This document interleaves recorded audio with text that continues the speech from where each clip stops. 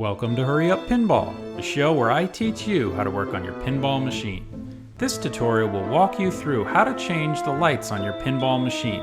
So grab your tools and let's get going. I recently purchased a Walking Dead pinball machine. I absolutely love the game, but was having a hard time tracking the ball due to the red bulbs that were placed in the general illumination sockets. General illumination, or GI lights, refers to the lights that are constantly on during gameplay. I placed an order for replacement bulbs to switch the red GI lights to warm white.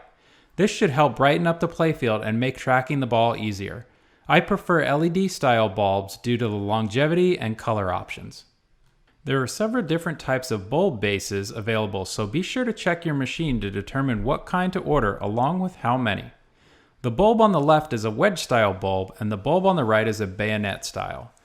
These are the most common type of light bulbs used in pinball machines.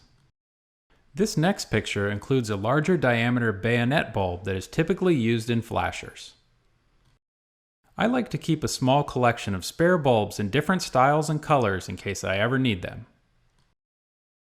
To begin, open the coin door, remove the lockdown bar, close the coin door, and remove the playfield glass. This is also the time to unplug the pinball machine. Since I will be raising the playfield, I like to place a small towel on top of the back box to avoid scratching the apron or the back box. I also like to use the pinball cabinet protectors from Pinball Universe to avoid damaging the side art while raising and lowering the playfield. With the protectors in place, partially raise the playfield and rest it on the end of the support brackets. Remove the pinballs and fully raise the playfield. General illumination lights can be all over the playfield. If you are unsure which lights are the GI, you can turn on the pinball machine prior to raising the playfield. The lights that are constantly on are usually the GI lights.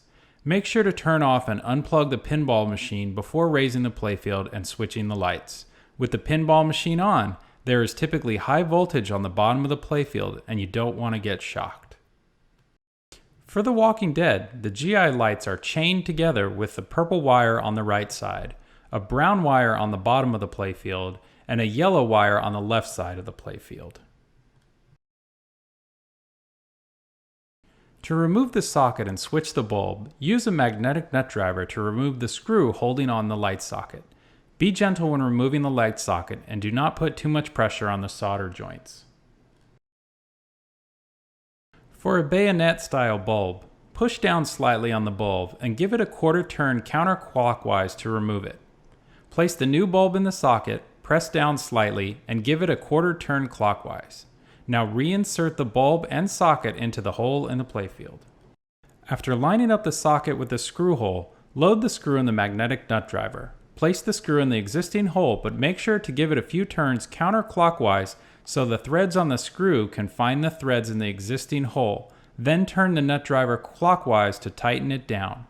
This will help protect the playfield wood and reduce the chance of stripping the hole. Make sure not to over-tighten the screws, as this is the easiest way to strip the hole. They should be snug but not super tight. Now repeat this process for all of the other lights in the GI. The magnetic nut driver comes in very handy so you don't have to worry about dropping the screws into the pinball machine. It is still a good idea to place your hand under the screw when removing it or installing it. If you happen to run into any GI lights that are difficult to get to, you can attempt to change them from the top of the playfield. This can sometimes require removing playfield plastics or ramps, so it is generally easiest to change the lights from the bottom of the playfield. Even with the magnetic nut driver, it is still possible to drop screws in tight areas. I keep a telescoping magnetic tool handy in case I need to fish screws out of the pinball machine. No matter how hard you try, you will drop one at some point. You can see two examples of light sockets that are a little harder to get to. The sockets under the flippers are much easier to replace from the top side. Now lower the playfield and rest it on the support brackets. Plug in the pinball machine and turn it on. Because the pinballs are not in the machine, you may need to open the coin door to avoid getting the missing pinballs warning. With the pinball machine turned on, inspect the GI lights to see if you missed any of them. Here you can see I missed one on the lower left side of the playfield. I will replace this bulb when I raise the playfield later. It is typically easier to replace the lights by the flippers and the slings from the top. To do this, turn off the pinball machine and close the coin door. Now lower the playfield into position. You will need to lift the back of the playfield to lift it over the notch on the playfield mounting rails. To remove the plastics on the lane guides, you will either need a screwdriver or a nut driver depending on your machine.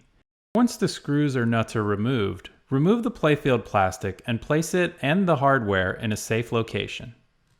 You may need to loosen a few other screws depending on your machine. With clear access to the bulbs, remove them and replace them with your new light bulbs. With the new light bulbs installed, reinstall the playfield plastic and the mounting hardware, whether it's screws or nuts. Use your screwdriver or nut driver to tighten down the screws or nuts on top of the playfield plastic. Make sure not to over-tighten the nuts or screws as it can crack the plastics. Next up is the slings. Most slingshot bulbs can be replaced by loosening one nut, removing the other one, and sliding the plastic to the side. You only need to move it a little to get at the bulbs. After replacing the bulbs, reinstall the plastic and tighten down the nuts. Make sure to properly align any ramps or wire forms that are attached to the sling hardware. Move over to the other side of the pinball machine and repeat this process for the lane guide. Be sure to put your hardware in a safe location, and you may need to loosen some other screws in order to get at the bulbs underneath the lane guides. Once you have clear access to the light bulbs, replace the light bulbs and then reinstall the playfield plastics. Remember not to over-tighten the screws or nuts, just make sure they are snug.